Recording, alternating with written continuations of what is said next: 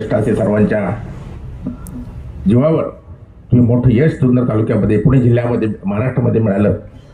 तुम्हाला खऱ्या अर्थाने मी तुमचं अभिनंदन करतो, तुम्हाला नतमस्तक होतो, सॅल्यूट करतो सगळ्या कार्यकर्त्यांना की मोठं यश तुम्ही आपल्या जुन्नर तालुक्यात दिलं. ठीक आहे, 3 जागा ते सुद्धा त्यांनी चांगली लढाई दिली.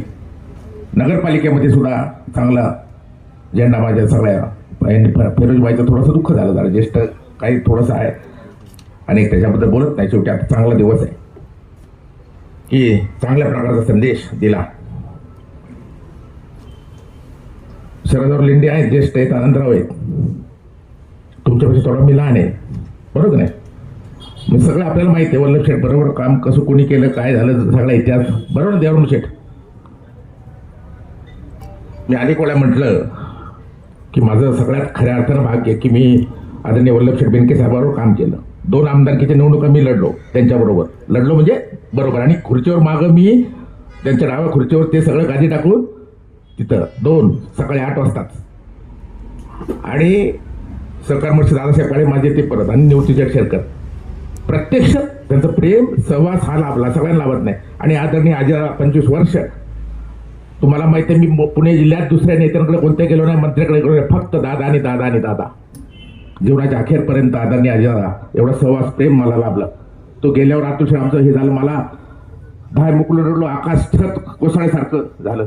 संभाषेत फार मोठं हानी मराठाची झाली. माझे शेतमजूर महिला की ज्यांचा संबंध पण आला नाही, माझा शेतकरी कामगार असेल, 10 मुकलून रडले. माझ्या आंबेडकर मुलीचा फोन आला, 10 मुकलून रडले की असा मोठा नेता गेला. आदरणीय वल्लभ शेठ बेनके साहेब या तालुक्याचा आमदार म्हणजे नेता कसा असावा. तुम्हाला म्हटलं का 4 वेळा विधानसभेचं हे नेतृत्व केलं, नंतर केलं. यश अपयश चालू असते राजकारणात. रांगडा कणखर, प्रशासनावर पकड तेवढा प्रेम करणारा. आणि माझं तर कधी शरददादा आहेत, आपलं लेंडे, साक्षीला सगळ्यांना माहित, रमेश भुजबळ एक असेच. माझं कधीच नाही त्यांनी हे केलं. गमतीने म्हणायचे, सभागती हे ते गमतीने. मला कधी आनंदराव माझा अपमान नाही कधी केला किंवा माझं कधी नाही, गमतीने म्हणायचे. म्हणजे अतुल शेठपेक्षा दर आठवड्याला त्यांच्याबरोबर मी आहेच, वल्लभ शेठ बरोबर. आणि एवढा माझ्याबरोबर म्हणजे वडिलांच्या बरोबर, वडिलांपेक्षा कमी मोठा ज्येष्ठ असं त्यांनी महत्वाचे सुखदुःखाचे प्रसंग पण मला सांगितले. बंगल्यावर तिथं बोलून घेतलं, काय काय घटना आणि काय काय करायचं ते एवढं प्रेमाने, हक्काने. काही मी आता बोलत नाही, चांगलं एवढं जवळीक मोठ्या नेत्याने मला दाखवली, प्रेम दिलं, प्रचंड प्रेम दिलं. एक धाकट्या अशा भावासारखं एक माझा सहवास प्रत्यक्ष मला लाभला. मार्केटचं विकासाचं योगदान असं सगळं असं. आणि आजीराव मी प्रचंड प्रेम केलं. मी जेव्हा वेवलेन म्हणतो ना जुळते, असे तसं मैत्री पण त्याचे सारखेपणा आलं. जसं की मी 2003 साली कृषी उत्पन्न बाजार समिती जुन्नरचा सभापती झालो. तुषार शेठ, तुम्ही पण इतकं सुंदर बोलले की माझं पण भरून आलं हृदय. खरं सांगतो, सॅल्यूट तुम्हाला. खरं ती मनात बोलले, नाटकी नाही बोलले.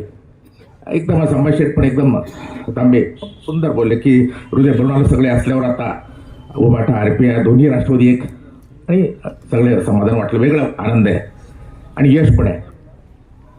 आनंद आणि अश्रू अशा प्रकारे. तर वल्लभ शेठ मला म्हणायचे, आपण म्हणतो ना हे भोकड येईल लहान मुलांना म्हणतात, वल्लभ शेठ म्हणायचे, आईला सांगू का काय झाले शरदराव, बरोबर ना, आईला सांगू का. आणि एवढं प्रेम त्यांना माहिती, फक्त संजयराव ऐकेल ते आईलाचं ऐकेल. आणि मी शरदराव साक्षीला, अतुल शेठ साक्षीला. महाराष्ट्रात खऱ्या अर्थाने तुम्हाला सांगतो मित्रांनो, वल्लभ शेठ असेल, आईला असेल, सहज नेता नाही होतो एवढा. नजर फिरवा तुम्ही, मला काय वाईट नावं नाही ठेवायचे. देवेंद्र फडणवीस साहेब आहे भाजपाचा, विलासराव देशमुख साहेब होते, वसंतराव होते, पवार साहेब आहेत, पवार साहेबांना 87 वय झालं. दादासारखा नेता, खंबीर, कणखर, शेतमजुरांचे प्रश्न माहीत असणारा, इंडस्ट्रियलिस्टचे असेल, सगळ्यांचे असेल, प्रत्यक्ष नॉलेज असणारा, साखर कारखान्याचं नॉलेज असणारा, सगळ्यावर पाठीवर हात टेकवणारा, मोरे साहेब कडक भाषेत बोलणारा. शेती तुम्ही आता 1 नंबर कृषीभूषण, त्यांची पण शेती बघा, सगळ्याचं नॉलेज आणि प्रेम करणारा, सगळ्या कार्यकर्त्यांवर बोलणारा, काम करणारा. 40-50 वर्ष लागतं तो असं नेता व्हायला. अंतरावजी फार मोठं छात्र महाराष्ट्र पोरका झाला. आणि मगाशी संभाजी, माझ्या उद्धव बाळासाहेब ठाकरेच्या शिवसैनिकांना भविष्यात सुद्धा वाऱ्यावर सोडणार नाही, काळजी करायचं कारण नाही. तुम्ही मोठी लढाई दिली, खऱ्या अर्थाने प्राणपणे काम केलं शरदराव, त्यामुळे महत्वाचं आहे. काय सांगायचं. वल्लभ शेठ बेनके साहेबांचं तिथं मी शरदराव, दुसरं तुम्ही म्हटले एकदा झालं, 90 साली यांचं बिनसतं होतं, बोलू नये. तुम्ही जे म्हटले ना असं, ते काहींना माहीत नाही. तुम्ही साक्षीदार, आनंदराव साक्षीला आहे. मी 2003 सभापती झालो. वल्लभ शेट्टी बेनके साहेबांनी दादांनी ती किस्सा नाही सांगत मी. निवृत्ती शेट्टी काय काय झालं मग नंतर म्हटलं तूच हो बाबा काय करायचं कर जाऊ द्या वर. तर ते झाल्यानंतर 90ला बी नसलं यांचं. 2 वेळा अपयश आलं या नेत्यांमध्ये तिन्ही निवृत्ती शेरकर, वल्लभ शेठ बेनके साहेब आणि दादासाहेब काळे. परंतु नंतर मी सभापती होतो. मी दादासाहेबांना म्हटलं दादा नाही म्हटलं आपल्याला हे असं चालतं कामा नाही. बेनके साहेबांच्या मागं राहिलं पाहिजे. निवृत्ती शेठ शेरकरांना म्हटलं मी लहान मुलासारखा त्यांच्या म्हणजे वडिलांचं माझ्या वडिलांचे. आणि रघुनाथराव तुम्ही साक्षीला सर्वत्र मी साक्षीला आहे. खंबीरपणे सगळे तेही 2 नेते वल्लभ शेठच्या मागे उभे राहिले आणि नंतर वल्लभ शेठ पुढे कंटिन्युअस 10 वर्ष आमदार. जेव्हा ते म्हटले मला नाही तेव्हा नाही. आणि मी तर बरोबर मला वल्लभ शेठने प्रेम पण दिलं. म्हणजे असं आहे ना ते गैरसमज होतो असं नाही. आणि ते सगळं झालं.